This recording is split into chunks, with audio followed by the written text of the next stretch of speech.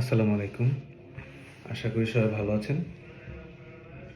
আপনাদের সামনে ইমিগ্রেশনের ছোট্ট একটি টপিক নিয়ে দুটি কথা বলবো।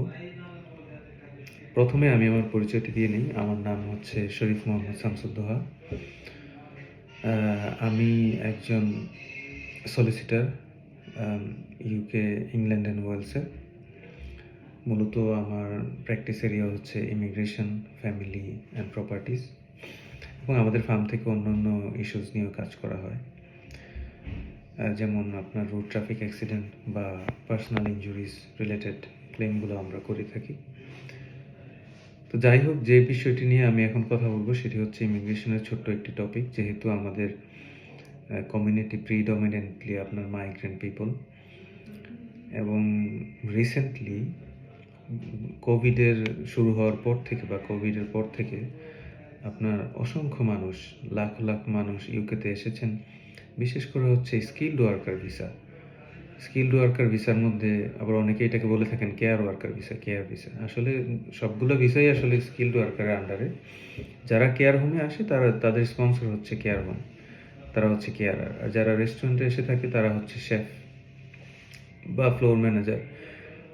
যেই পজিশনে এসেছেন আপনারা ওই পজিশনে কাজ করছেন। মূলত আপনারা সবাই স্কিলড ওয়ার্কারের আন্ডারে।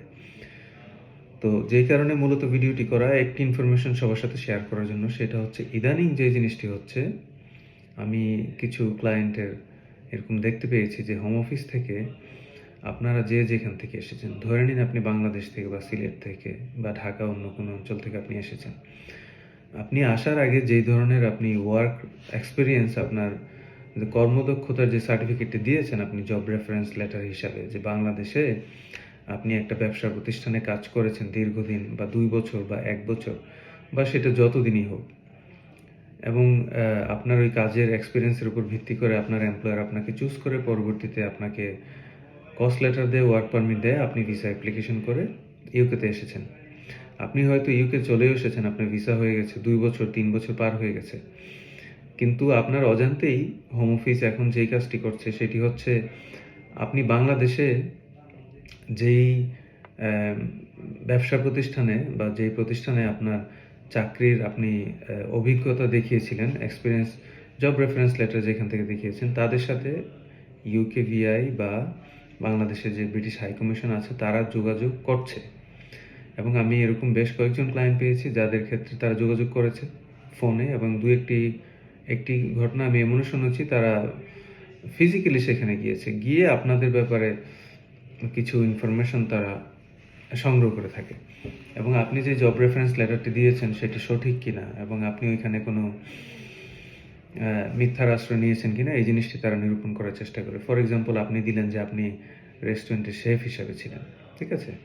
তো সেই ক্ষেত্রে তারা দেখবে যে ওই প্রতিষ্ঠানে আপনি যেই পজিশনে ছিলেন আপনি ওইখানে কাজ করেছেন কিনা, নাম্বার 1, নাকি আপনি কারো একটি প্রতিষ্ঠান থেকে একটি লেটার হেড নিয়ে আপনি একটা জব রেফারেন্স লেটার লিখে সেটা আপনার নাম দিয়ে আপনি চালিয়ে দিলেন যে আপনি এতদিন থেকে এতদিন ছিলেন। প্রথমে তারা এই জিনিসটি চেক করবে, তারপরে তারা এটাও চেক করতে পারে যে আপনি যেই শেফিং পজিশনে ছিলেন, বলছেন আপনি তান্দুরি শেফ অথবা মেইন শেফ, তারা জানবে যে আপনি এই পজিশনে ছিলেন কিনা, অথবা জানবে এই ধরনের কোনো পজিশন ওই রেস্টুরেন্ট বা ব্যবসা প্রতিষ্ঠানে আদৌ আছে কিনা। হ্যাঁ, সব রেস্টুরেন্টে যে আপনার তান্দুরি শেফ থাকবে নাও হতে পারে, কারি শেফ থাকবে নাও হতে পারে, ঠিক আছে, সু শেফ থাকবে নাও হতে পারে, বা একজন হেড শেফ থাকতেও পারে নাও থাকতে পারে। কিন্তু মূল বিষয়টা হচ্ছে আপনি হোম অফিসে যে জব রেফারেন্স লেটার দিলেন সেটা আসলে জেনুইন ছিল কিনা, তারা এই জিনিসটা পরীক্ষা করছে।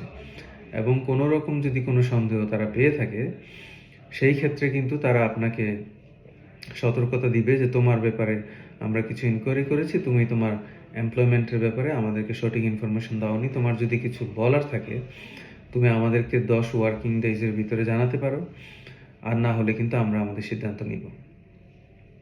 তো যখন আপনার কাছে এই 10 কার্য দিবসের এই নোটিশটি আসলো, আপনি যদি এই 10 দিনের ভিতরে তাদেরকে স্যাটিসফাই করতে পারেন যে আপনি যে এই জব রেফারেন্স লেটার যাই দিয়েছেন এটি সঠিক এবং এখানে কোনো ভুল বোঝাবুঝি মিসআন্ডারস্ট্যান্ডিংয়ের সুযোগ নাই, তাহলে পরে কিন্তু তারা আপনার ভিসাটাকে আবার রিইনস্টেট মানে আগের জায়গাতেই রাখবে, কোনো কার্টেলমেন্ট কোনো কিছু করবে না। আর কোনো কারণে যদি আপনি তাদেরকে সন্তুষ্ট না করতে পারেন, তারা কিন্তু আপনার ভিসাকে কার্টেল করে দিতে পারে এবং করে দিচ্ছে না অনেক ক্ষেত্রে। তো সেই জন্য আবার কোনো ক্ষেত্রে এমনও আছে, আপনাকে যখন তারা 10 দিনের নোটিশ দিয়ে একটি চিঠি বা ইমেল দিলেন, আপনি সেই 10 দিনের মধ্যে কোনো রকম রেসপন্স করলেন না, তাহলে কিন্তু তারা আপনাকে কোনো কার্টেলমেন্ট লেটার বা কোনো কিছু না দিয়ে উইথ ইমিডিয়েট এফেক্ট আপনার ভিসাটাকে তারা ক্যান্সেল করে দিতে পারে। এবং এরকম কিছু কেস আমরা ইতিমধ্যে আমাদের হাতে পেয়েছি।